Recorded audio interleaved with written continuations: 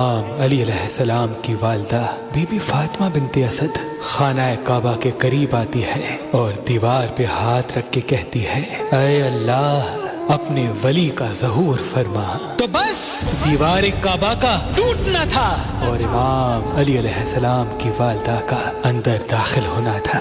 یہ منظر حضرت عباس ابن عبد المطلب دور سے دیکھ رہے تھے۔ جیسے ہی آپ نے دیکھا تو لوگوں کو چیخ چیخ کے کہنے لگے کہ ابو طالب کی زوجہ خانہ کعبہ کے اندر چلی گئی، آؤ کعبے کا دروازہ کھول کے ان کو باہر نکالتے ہیں۔ یہ بات مکے سے پورے عرب میں پھیلنے لگی، لوگ دور دور سے آنے لگے کہ ابو طالب کی زوجہ جس کی پیٹ میں بچہ تھا خانہ کعبہ کے اندر، وہ بھی دیوار سے۔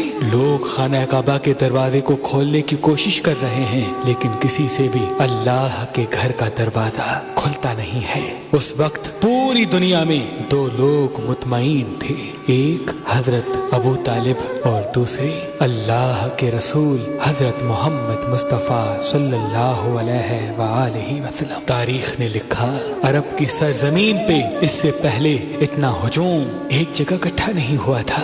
بس تاریخ 13 رجب 30 عام الفیل سب خانہ کعبہ کو دیکھ ہی رہے تھے کہ اتنی دیر میں دیوار کعبہ ہلنے لگی اور وہی شغاف پھر سے ظاہر ہوا۔ سب لوگ حیرت سے دیکھ رہے تھے۔ اتنے میں حضرت ابو طالب فرمانے لگی، اے محمد جاؤ دیکھو۔ اللہ کے رسول اپنے مبارک قدموں سے خانہ کعبہ کے اندر جیسے ہی پہنچے تو دیکھا ایک نورانی بچے کے نور سے پورا خانہ کعبہ چمک رہا ہے۔ آپ نے دیکھا کہ امام علی کی والدہ پریشان ہے۔ رسول اللہ نے فرمایا، اے میری ماں آپ غمزدہ کیوں ہیں؟ تو بی بی فاطمہ بنت اسد فرمانے لگی، اے میرے بیٹے محمد، اللہ نے جیسے ہی اس بچے کا ظہور کیا تب سے لے کے نہ یہ بچہ روتا ہے نہ دودھ پیتا ہے۔ اللہ کے رسول نے مسکرا کے جیسے ہی بچے کو گود میں اٹھایا تو وہ بچہ مسکرا کے اپنی آنکھیں کھولنے لگا۔ اللہ کے رسول نے اپنی زبان امام علی علیہ السلام کے منہ میں دی اور امام علی علیہ السلام رسول اللہ کی زبان چوسنے لگی۔ پھر جیسے ہی رسول اللہ اپنی گود میں امام علی علیہ السلام کو لے کے باہر آتے ہیں تو سارا عرب اس بچے کے نور اور فضیلت کو دیکھ کے جھومنا شروع ہو جاتا ہے اور لوگ پوچھنے لگتے ہیں اور آپس میں کہنے لگتے ہیں کہ اس کا نام کیا رکھیں۔ اتنے میں اللہ کے رسول فرماتے ہیں، اے لوگو، اس طرح سے آج سے پہلے کسی بچے کی ولادت نہیں ہوئی۔ اس بچے کی ولادت علی ہے، افضل ہے، اعلیٰ ہے، اور اللہ کی مرضی یہ ہے کہ اس بچے کا نام بھی علی رکھا جائے، یعنی وہ بلندی جس بلندی پہ کوئی پہنچ نہ سکے۔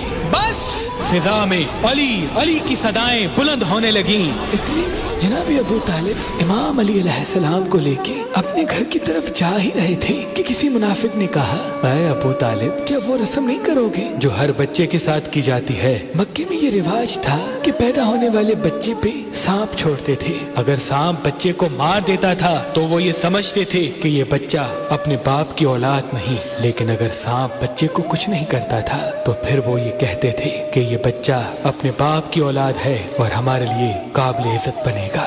حضرت ابو طالب نے اللہ کے رسول کو دیکھا، امام علی علیہ السلام کو دیکھا اور ایک جگہ امام علی علیہ السلام کو رکھ کے کہنے لگے، لاؤ اس سانپ کو جس پہ تم فخر کرتے ہو۔ وہ سانپ چھوڑا گیا۔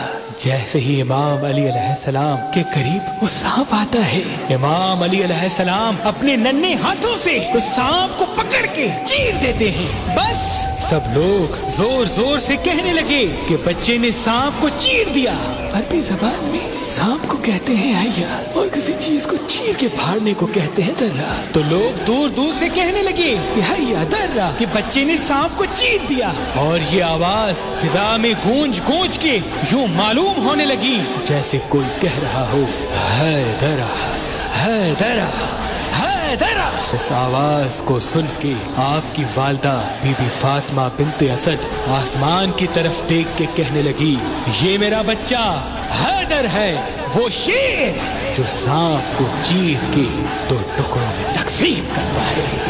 سلام ہو اللہ کے ولی امام علی علیہ السلام پر، سلام ہو ان کی شجاعت پر، سخاوت پر، امامت پر، سلام ہو ہر اس شخص پر جو امام علی علیہ السلام کی فضیلت سن کے خوش ہوتا ہے، فضیلت سن کے